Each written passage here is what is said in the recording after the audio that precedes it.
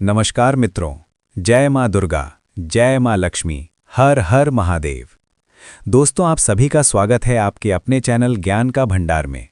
दोस्तों, आज की इस अद्भुत और रहस्यमयी जानकारी को ध्यान से सुनिए, क्योंकि आज हम आपको एक ऐसे चमत्कारी पौधे और एक ऐसे साधारण से उपाय के बारे में बताने जा रहे हैं जो आपकी किस्मत बदल सकता है। दोस्तों, हमारे भारत की पवित्र भूमि को देवभूमि कहा जाता है। यहाँ की मिट्टी में, यहाँ के पेड़ पौधों में और यहाँ की परंपराओं में हजारों वर्षों का ज्ञान छिपा हुआ है। हमारे ऋषि मुनियों ने प्रकृति में ऐसे कई पौधों की खोज की थी जिनमें केवल औषधीय गुण ही नहीं बल्कि दिव्य और आध्यात्मिक शक्तियां भी पाई जाती हैं। कई बार हम इन पौधों को अपने आसपास देखते हैं, लेकिन उन्हें साधारण समझकर नज़रअंदाज कर देते हैं, जबकि उन्हीं पौधों में ऐसे चमत्कारी गुण छिपे होते हैं जो जीवन बदल सकते हैं। दोस्तों, आज हम जिस पौधे की बात करने वाले हैं उसे कई जगह अपामार्ग, कई जगह चिड़चिड़ा और कई जगह लटजीरा के नाम से जाना जाता है। ये पौधा देखने में बिल्कुल साधारण लगता है। खेतों के किनारे, रास्तों के आसपास, जंगलों में या खाली जगहों पर यह आसानी से मिल जाता है। लेकिन आयुर्वेद और तंत्र शास्त्र में इस पौधे का बहुत बड़ा महत्व बताया गया है। कहा जाता है कि इस पौधे की जड़ में अद्भुत ऊर्जा होती है। कई प्राचीन ग्रंथों में इसका उल्लेख मिलता है कि इसके भीतर अमृत तत्व की शक्ति होती है। दोस्तों, मान्यता है कि इस पौधे की जड़ में मां गंगा का वास होता है और इसी कारण इसे पवित्र और चमत्कारी माना जाता है। अगर इस पौधे की जड़ को सही समय और सही विधि से घर लाया जाए और पूजा करके तिजोरी में रखा जाए तो घर में धन की कमी नहीं रहती। लेकिन दोस्तों, उससे पहले आपसे एक छोटा सा अनुरोध है।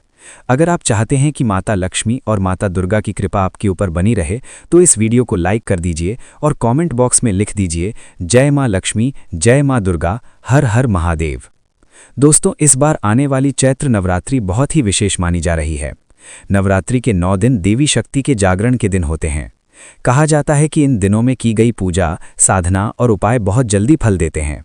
इसीलिए कई साधु संत इन दिनों में विशेष साधनाएं करते हैं। दोस्तों, अब हम आपको बताते हैं इस पौधे से जुड़ी एक अद्भुत कथा। एक बार एक व्यक्ति माता वैष्णो देवी के दर्शन करने गया।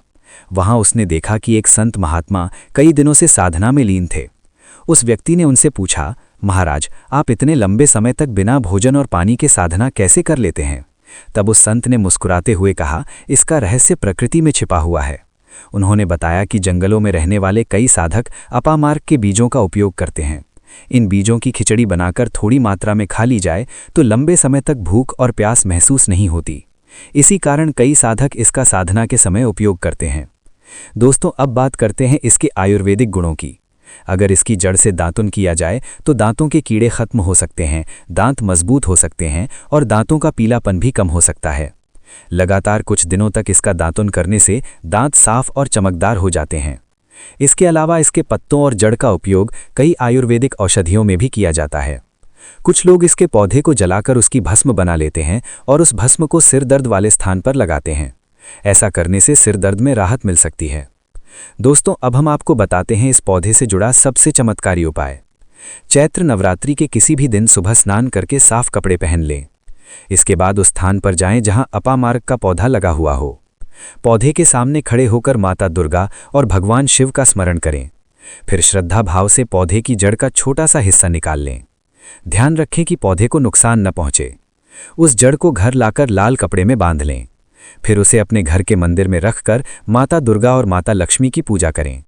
पूजा करने के बाद उस पोटली को अपनी तिजोरी या धन रखने की जगह पर रख दें। मान्यता है कि ऐसा करने से घर में धन की बरकत बनी रहती है और आर्थिक स्थिति मजबूत होती है। दोस्तों, अब हम आपको बताते हैं एक और बहुत ही सरल लेकिन प्रभावशाली उपाय। ये उपाय है खड़े धनिये के 5 दाने का उपाय। धनिया एक सामान्य मसाला है जो हर घर में आसानी से मिल जाता है, लेकिन ज्योतिष शास्त्र में धनिया को बहुत शुभ माना गया है। नवरात्रि के किसी भी दिन 5 साबुत धनिया के दाने लें। इन दानों को एक लाल कपड़े में बांध लें। फिर माता दुर्गा की पूजा करें और अपनी मनोकामना बोलें। इसके बाद इस पोटली को अपनी तिजोरी या लॉकर में रख दें। कहा जाता है कि इससे घर में धन की बरकत बनी रहती है।